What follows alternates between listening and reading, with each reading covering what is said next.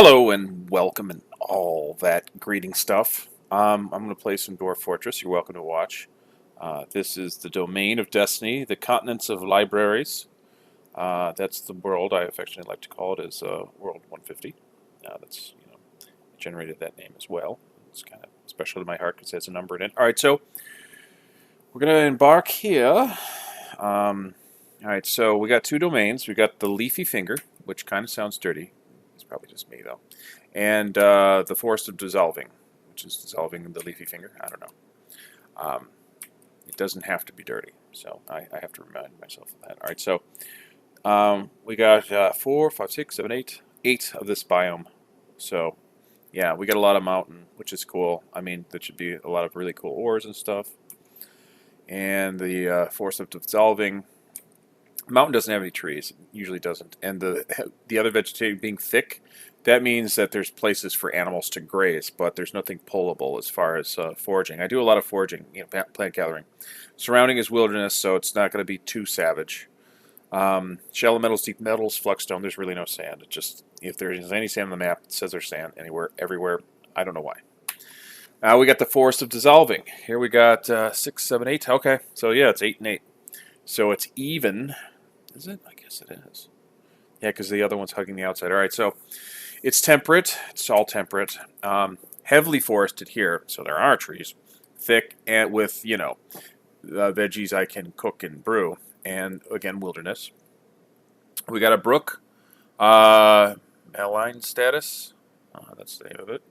Okay.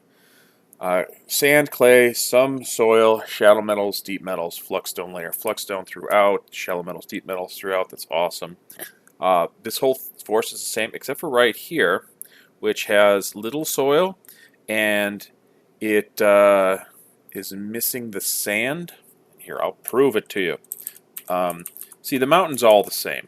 It almost always is. Oh, that's further north. All right, so this, as we could see... And then, yeah, see, and it drops off there.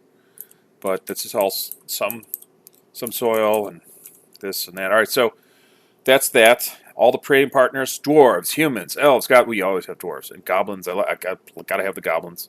I almost always want to have the humans. The elves are the most optional, but I do want them. This disemboweled saber. That's a weird name, but it's our name. I guess the story is that we got civilizations all through here. There was a civilization that was put here sometime. I don't have legends up or anything like that. And they were like, oh, let's kind of expand out a little bit more. Not much of a story. There's more to it. We'll find out. We'll find out more of that story later. And then the heights, we got a 3 here, a 5 here, mostly 4. So it's mostly flat. I probably will not get a broken. And we got 5s over here and 6s. So it probably slopes up this way, but yeah, it's probably not too bad. Yeah, I'm probably not going to get broken wagon. Broken wagon syndrome. Okay. There we go. E, and then embark. So we're going to look at this. I'm going to stare at this for a bit. Off camera. Battle axes are popular. Steel and warhammers. Huh. It doesn't seem to be a bad group. Honestly, it doesn't seem to be that good of a group. I may cycle through. They're not super impressive. Birchwood and shields, huh? Yeah, I may cycle through. I'm not super impressed. Oh, that's nice for an architect. I just don't have any impressive... They're not really that impressive otherwise. It's windows and still only up to 49. Yeah, I'm probably going to get another group. But either way, I'll be back. All right, as I often say, I think I like it. I do like it. I like it. Yeah, I'm just going to say I like it. It's fine. Why do I have to question my like? All right, so dwarf by dwarf, I will go. Alath is a carpenter. A proficient carpenter, that's 5 skill, and Alath is right here. Alath likes to make shields, so maybe I'll make a couple of those and get him better. And stuff and things. So that's Alath. Cogsag. Cogsag is the weaponsmith. And that's what Cogsag does. I was actually considering broker because good broker skills, but I decided against it. Likes making spears, so make some spears. Yeah, Yeah, that's how that works. All right, cool. Stukos is an interesting one. Is the Doctor, Hunter, Ambusher, Crossbowman, Dodger, and Observer for Hunter, and for Doctor, Wounddresser, Diagnostician, Bone Doctor, and Suturer. It does not have Surgeon, but as we can see here, has pretty good skills. So yeah, she will be the Chief Medical. So, and I like to also for Doctor give conversationalist comedian. Just I think it's good taste to have a Doctor who is funny. Zunter is the glassmaker, and that is what Zunter does. Yeah, Zunter's the good one here, especially when we get to clear glass. I'll make some good stuff. I was actually thinking about, yeah, but all right. So that's Zunter. Odom is the mechanic on the woodcutter.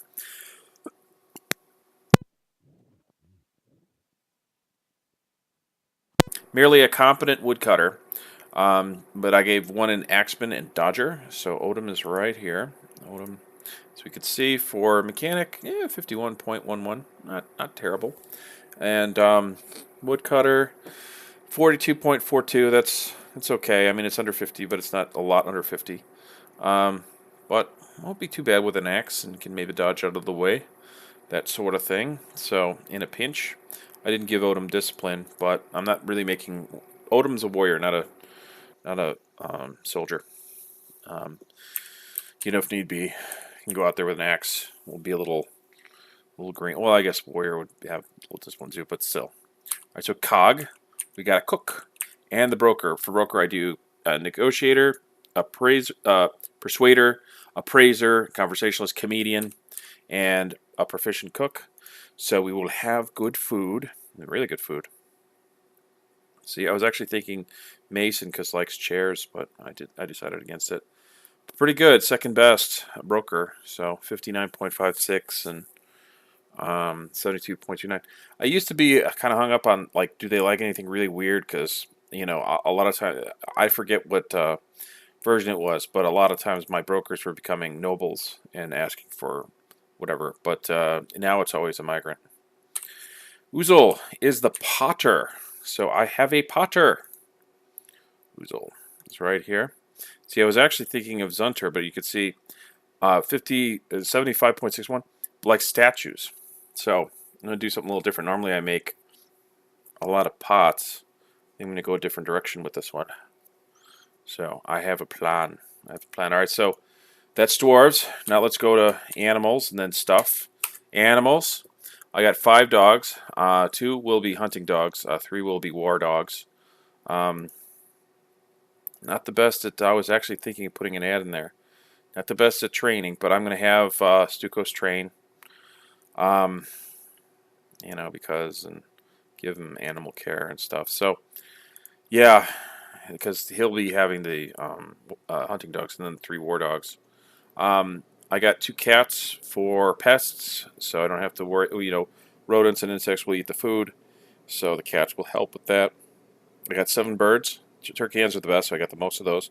4 turkey hens, and I like a variety, so I got a hen, a goose, and a blue peahen. Iron anvil, don't leave mountain home without it.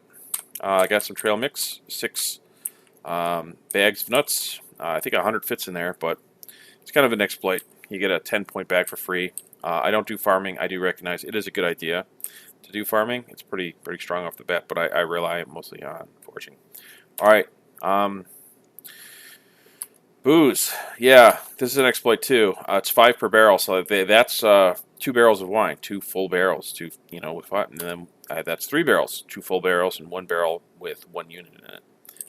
So I got 44, 11 of each. So 4 extra barrels kind of for 2 points. All right, so per barrel. Olivine is a type of rock. It's a boulder. I'm going to cut this into blocks, so I'll get 4 blocks out of this. I'll take one of the blocks, I'll turn it into a wood furnace and take one of these willow logs here and make charcoal out of it. Charcoal costs 10 points, but willow logs only cost 3. So it just takes a little effort. And then once I have that charcoal, I'll take another olivine block, make it into a smelter, and then take the charcoal and start smelting bituminous coal, which will make coke, which is interchangeable with charcoal. And I'll get 9 coke per bituminous coal, and I got 75 of them. So it's a net gain of 8 because I'm using one to burn the next, that sort of thing. So I'll have a lot of fuel. Malachite is the ore of copper. I get 4 copper bars. It's got a value of 2, where willow logs and olivine only have a value of 1, so it's twice as valuable as those. It's a military metal, so I can make bolts, picks, weapons of all sorts, trap components, mechanisms if I so choose, out of the military metal. And cassiterite is the ore of tin. I will get 4 tin per smelting of this. But instead what I do is I take 1 cassiterite and 1 malachite, I smelt them together, so I save a fuel and I get 8 bars, not of 4 each, but of the alloy, which is bronze, which is an even better military metal. It has a higher value, a value of 5, so it's 2.5 times more valuable than either copper or tin, and 5 times as valuable as willow or olivine, most stone and logs or wood. And it's an even better, more useful military metal. In fact, so much so they named a whole age after it, the Bronze Age. They were like, wow, this stuff is really good for killing people. So they named the whole age after bronze because it's so awesome. All right, so I'm going to have it. I'm going to have bronze. All right, so sand. Another exploit is that, each one of these, it's only 1 point. Each 1 point, you get a free 10-point bag. So if you think of it, this is 1,810 points worth of free bags with the sand. But the primary reason is actually not for the bags. I don't need that many bags. Well, I mean, I do actually, but for more sand, because the sand is going to help me make what do you call it? Glass stuff. Yeah, because I got a glass maker, so I'm going to have 181 glass thises or that's. Colonite. This makes porcelain. I have a potter, and he likes to make statues. So I'm going to make some fucking porcelain statues. I'm also going to make a couple pots. It's sensible. But I'm also going to make some fucking statues. I have some. I'll be rich by the time the first trade caravan comes. Another considered to be an exploit. Each of these milks, you wouldn't mix yak milk and kangaroo milk unless you were like out of your mind. You wouldn't do that. So you get a barrel each. So a 10-point barrel per just 1 point for the milk. Now the other thing is the reason actually that's not even the primary reason. Like the sand, the primary reason I could turn off permissions for the cook. Don't cook this stuff, and then I get a cheese maker to make it into cheese, and then that increases the value. Yak milk biscuits are not as valuable as yak cheese biscuits, and the dwarves are happier when they're eating cheese because I am too. I can totally relate to that. That's one of the more realistic parts of the game. All right, so group name. Let's see what they want to call themselves. The Dyes of Appearing. Okay. I mean, I try and if I don't hate it, sometimes I'll take it unless I get picky. But all right, fort name. I'm a little bit more picky about this, but let's see what they come up with. Postboulder. I don't love it. Itebatur. Postboulder. I don't hate it. I don't like it though, but I'm going to keep it because if I don't hate it, sometimes I'll just keep it. So they came up. All right, so the Cobalt Whip. All right, whatever. Dwarf. 7 dwarves. Object. An anvil. 1 anvil. Shape. A mountain. Mountain. Object. Picks. A creature.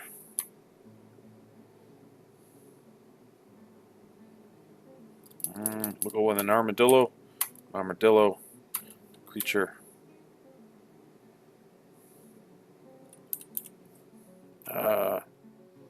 Yes, wolf demon.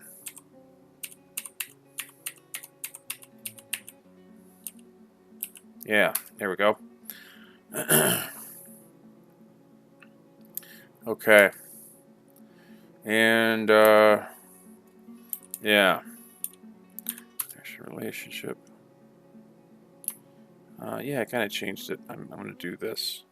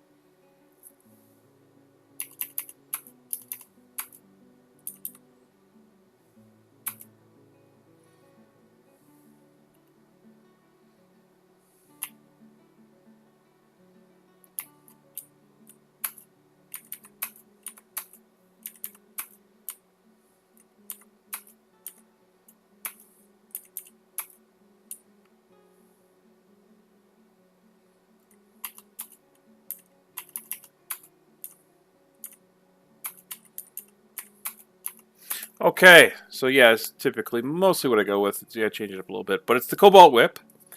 It is an image of 7 dwarves, an anvil, a mountain, picks, an armadillo, 2,147,483,647 wolf demons. The 7 dwarves are raising the anvil. The anvil is burning. The 7 dwarves are screaming.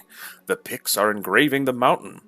The armadillo is devouring the 2,147,483,647 wolf demons. I may have said that wrong. The 2,147,483,647 wolf demons are weeping. The mountain is laughing. The anvil looks confused. All right, so that's our symbol, and it symbolizes who we are as a people. Kind of tells a little bit about our character and what we represent. It's interpretive, but I'm sure you could see that. Like kind of the people we are from that image, that's it's deep. It runs deep. There's a lot to it. There's well over 2 billion different objects in the symbol itself. It's made. The statues are amazing. All dwarf craftsmanship is of the highest value, by the way. And this kind of proves it. All right, so embark.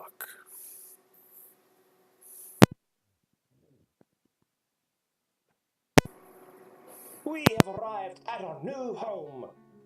Ugh, that's great. All right, grizzly bears might be around, and they suck. In real life, I think they're cool. Then again, I live in the city. I don't actually deal with, but I watch them on movies and TV, and they seem really cool. So I don't know what I'm talking about. Postboulder, that's our name.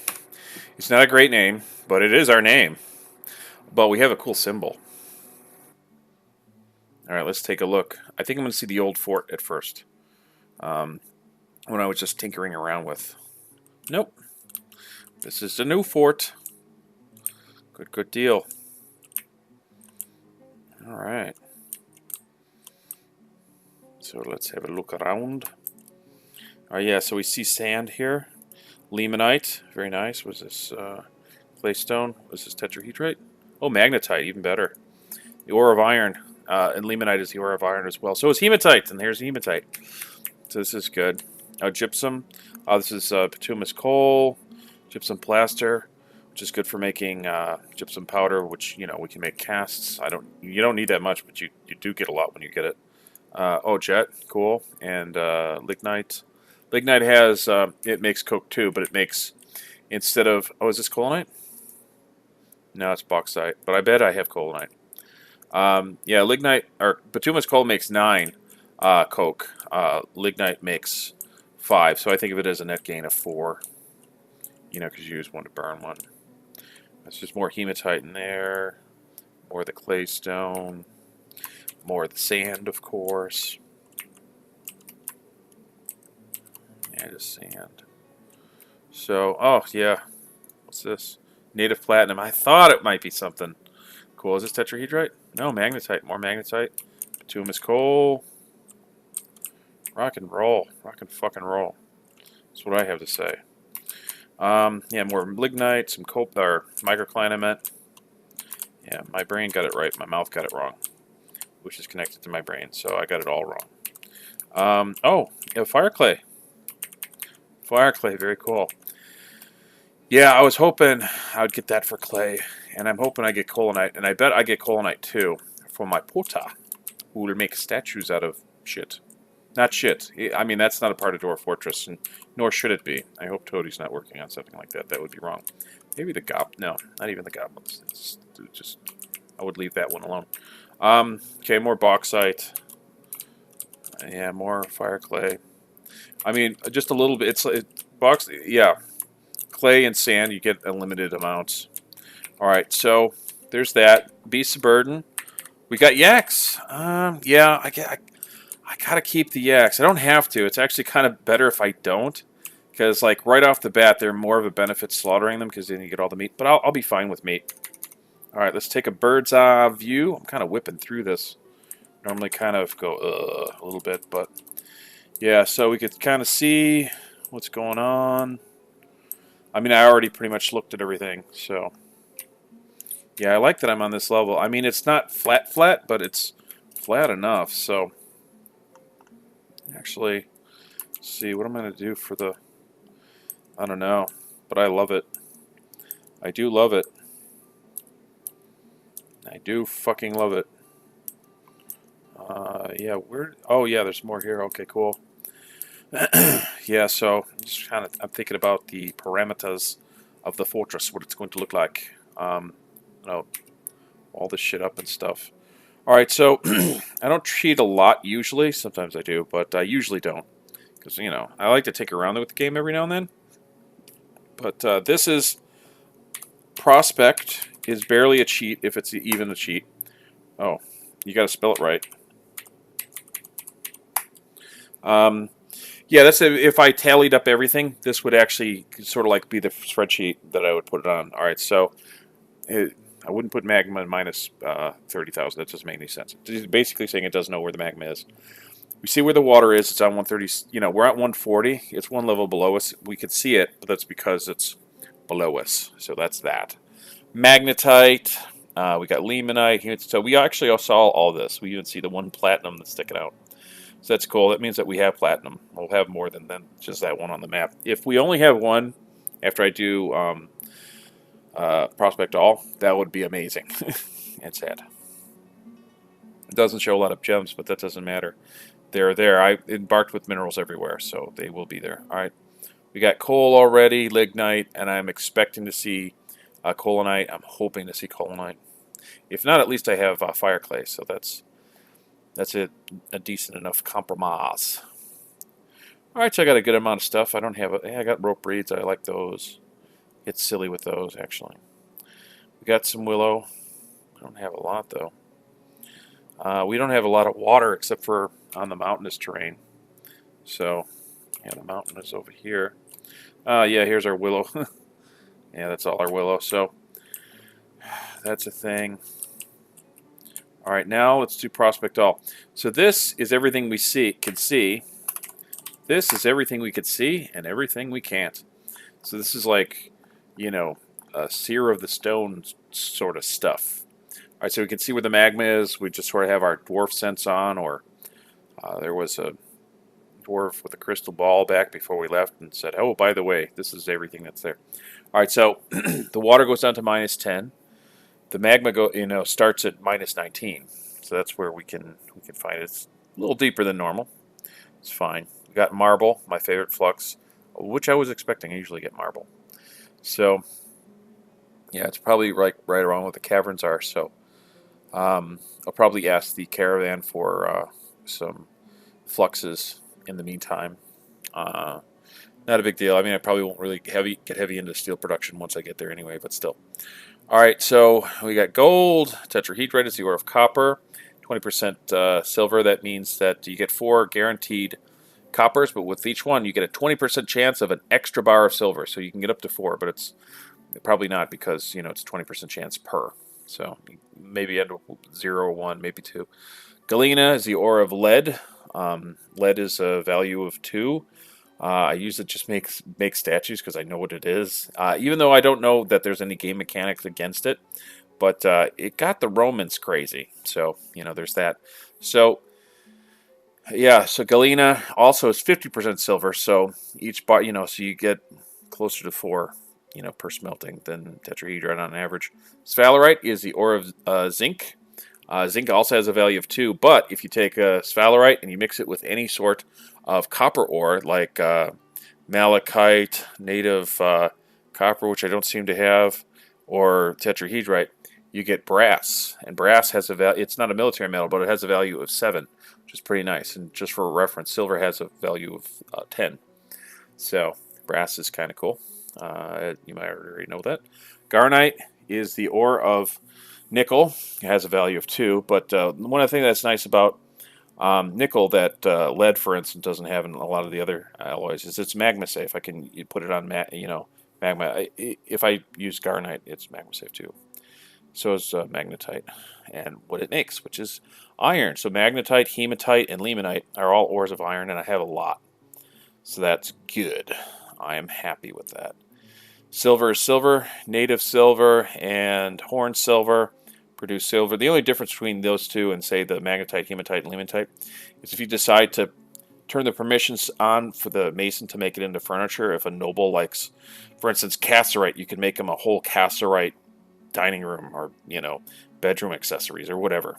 Not beds, but chests and stuff like that. So platinum is platinum. I don't have aluminum. Hopefully my mountain home has it. Malachite is copper, as I mentioned. Adamantine, I like to see this around $1,000, but it's deep down there anyway. Whatever. Bismuthinite, bismuth bronze, is what it is made for to make and stuff, and that's the thing. Bismuth bronze. Okay. I don't care about it though, really that much. Ooh, we got a lot of crystal rock. Crystal rock and potash are the ingredients in making crystal glass. I have almost $6,000. That's a lot. Not that I'm going to dig it all out, but I'm going to look for it when the time comes.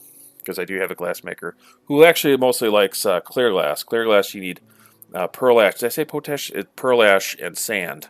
And green glass is just sand. Pearl ash is made from potash. You got to bake the potash in a kiln, and then you get pearl ash. And you get potash from an ashery from making it out of ash. And you get ash out of it. This is a very complicated game. We'll just kind of go with it as it comes. And then we got other gems. I don't keep track of them. Yeah, Colonite. All right, I knew it. The reason I'm not excited is because I really expected it. Especially since usually when you see bituminous coal and lignite, you see Colonite. I have had mountain and barks where I had neither one, none of the above. But usually if I have one, I have all of them. Usually. But I don't know. I'm not a geologist, so you can write that down. It'll be true. It'll probably always be true, unless I become a geologist. In which case, I'll probably announce it in a video, but that's not today. Alright, so yeah, these are good numbers. I should find plenty. Yeah, it's a lot. $8,000, $7,000, that's nice. And Colonite's pretty nice. Wish that was higher. Well, that's fine. I'll have plenty. I also have fire clay too. We're good. We're good and happy. Oh, sorry, I get excited. Alright, so, yeah, I mentioned... Oh, hang on a second. 107. Looks like I have a lot of room because we're at 140. 108. Alright, so the things that we can see now are the underground shrubs, which the highest is 108, as we can see here. 108, 108, 108. And so that means that could be the bottom of the topmost layer of the first level of the caverns. So we should be good down to 120.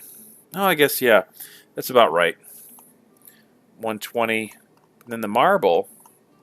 So usually when around the marble is where you... Yeah, so I should be able to hit the... Yeah, I should be able to get the marble. Rocket fucking roll. Yeah. Alright, well, who knows? I might still breach the caverns, but it's fine. It's part of the game. I'm going to eventually want to do it anyway. Alright, so we know kind of where the bottom is. So this is kind of like the resting basin of the lowest level, but we kind of found that out from the, what do you call it, the magma and the water and stuff like that. Because I think the water went down to around -10, didn't it? Let's check. Yep, exactly. And then you go below that, it gets real fun. And if you don't know what I mean by fun, you can Google it, but you're not supposed to. You're supposed to actually find out for yourself. So go ahead and check, and if you do, shame on you, because you cheated. Alright, so 53, this looks like this is the second level. Sometimes you can kind of tell. 53, somewhere around there. That would be the bottom of the second level, most likely. That seems about right. They're spaced like that. There's no aquifer, so that's a thing. Aquifers. Alright. I think that does it. I did everything in episode 0 that I normally do. So thank you for your help, and I'll see you then.